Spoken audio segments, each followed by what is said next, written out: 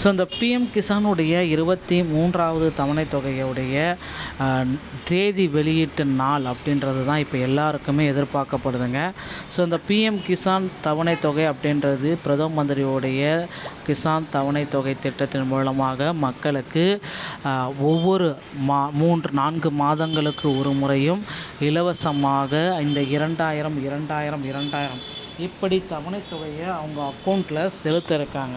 So மக்களும் பார்த்தீங்க அப்படின்னா எல்லாருமே இந்த பிஎம் கிசானுடைய தவணை தொகைக்காக வெயிட் பண்ணிகிட்ருக்க இந்த நேரத்தில் பிஎம் கிசானுடைய தவணை தொகை இன்னும் ஒரு சில தினங்களில் உங்கள் அக்கௌண்ட்டில், அதாவது இந்த ஜூன் மாதம் 20ஆம் தேதிக்கு முன்னாடி உங்கள் அக்கௌண்ட்டில் பிஎம் கிசானுடைய தவணை தொகையானது வரவு வைக்கப்படும் அப்படின்றத எதிர்பார்க்கலாங்க.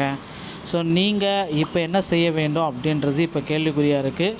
இப்பொழுதைய சுச்சுவேஷன் பிரகாரம் 3 விதமான முக்கியமான அப்டேட்டை நீங்கள் செய்து முடிக்க வேண்டும்.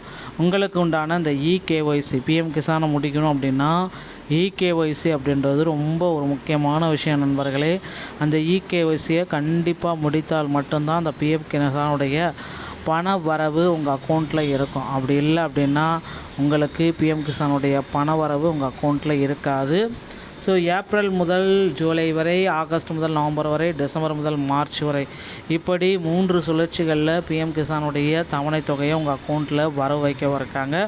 பிஎம் கிசான் சம்மன் நிதி யோஜனா இணையதளம் மூலமாகவோ அல்லது பொது சேவை மையங்கள் சிஎஸ்சி மூலமாகவோ தவணைகளை பெறுவதற்கு சில நிபந்தனைகள் வச்சுருக்காங்க. தவணைகளை பெறுவதற்கான நிபந்தனைகள் ஆதார் அட்டை வைத்திருக்க வேண்டும் மற்றும் பிஎம் கிசான் இகேஒய்சி ஆண்டுக்கு ஒரு டைமை பூர்த்தி செய்தல் வேண்டும். பிஎம் கிசான் சம்மன் நிதி யோஜனா என்றால் என்ன? பிரதம மந்திரி கிசான் சம்மன் நிதி யோஜனா சாகுபடி செய்யக்கூடிய நிலங்களை அனைத்து நில உரிமையாளர் மற்றும் விவசாய குடும்பங்களுக்கு நிதியுதவி வழங்குகிறது. இந்த திட்டத்தின் கீழ் 100% நிதியுதவி இந்திய அரசால் வழங்கப்படுகிறது. குறிப்பிட்ட விஷயம். ஸோ ஆண்டுக்கு ஒவ்வொரு ஆண்டுமே 6000 ரூபாய் அக்கௌண்ட்டில் வரவு வைக்க போகிறாங்க. நேரடி பண பரிமாற்றம் அதாகப்பட்டது டிபிடி மூலமாக இந்த டிரான்சாக்ஷனை நாங்கள் நடத்துவோம் அப்படின்னு சொல்லியிருக்காங்க.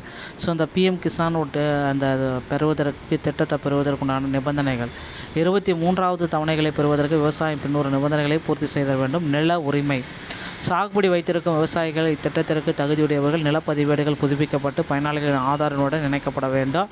விலக்கு வகைகள் நிறுவன உரிமையாளர்கள் தகுதி பெற மாட்டார்கள். முந்தைய மதிப்பீட்டு ஆண்டில் அரசியலமைப்பின் பதவி வகித்த அரசு ஊழியர்கள் பற்றி பணியாற்ற அல்லது வருமான வரி செலுத்திய விவசாயிகள் அவர்களது குடும்ப உறுப்பினர்களுக்கு விலக்கு அளிக்கப்படுகிறது. ஸோ வருமான வரம்பு அப்படின்னா 2 ஹெக்டேருக்கு உள்ள நிலம் வைத்து சிறு மற்றும் குறு விவசாயிகள் அனைவருமே தகுதியானவர்கள். இகேஒய்சியோடைய இணக்கம் ஓடிடி அடிப்படையிலான அல்லது முகத்தை செயல்படுத்த வேண்டும்.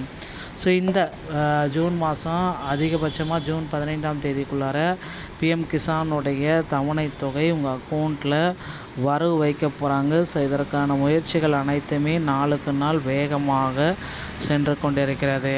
நீங்களும் பார்த்திங்கன்னா அந்த பிஎம் கிசானுடைய தவணை தொகையை பெறுவதற்கு உங்களை நீங்களே தயார்படுத்தி கொள்ளுங்கள். இந்த ஒரு வீடியோ பதிவும் இதை பற்றி தான் உங்களுக்கு விளக்குகிறது. வீடியோ உங்களுக்கு பிடித்திருந்துச்சு அப்படின்னா நீங்கள் நம்முடைய சேனலை சப்ஸ்கிரைப் அண்ட் பெல்லை கிளிக் பண்ணி வச்சுக்கோங்க. மீண்டும் ஒரு நல்ல தகவலோடு நான் உங்களை சந்திக்கிறேன். நன்றி, வணக்கம்.